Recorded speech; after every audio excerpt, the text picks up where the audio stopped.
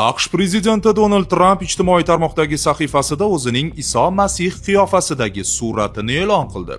Sun'iy intellekt orqali yasalgan suratda Tramp shifoxonadagi bemor to'shagi ustida tasvirlangan. Suratda uning kaftlaridan nur taralayotgani va u qo'llaridan birini bemorning peshonasiga qo'yib turganini ko'rish mumkin.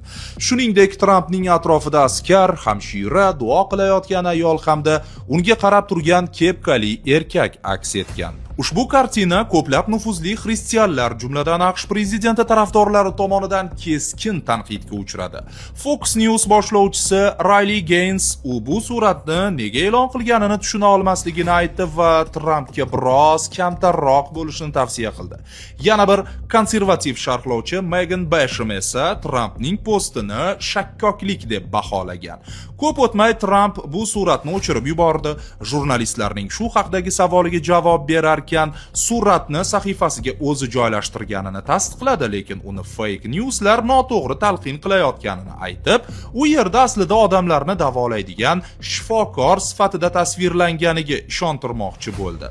Lekin u va Rim papasi Lev 16 o'rtasidagi dahanaki tortishuv fonida bunga amalda hech kim ishonmadi. AQSh prezidenti shu kunlarda Rim papasini Yaqin Sharqdagi urush bo'yicha qarashlari uchun tanqid qilgan va uni bo'shanglikda ayblagandi.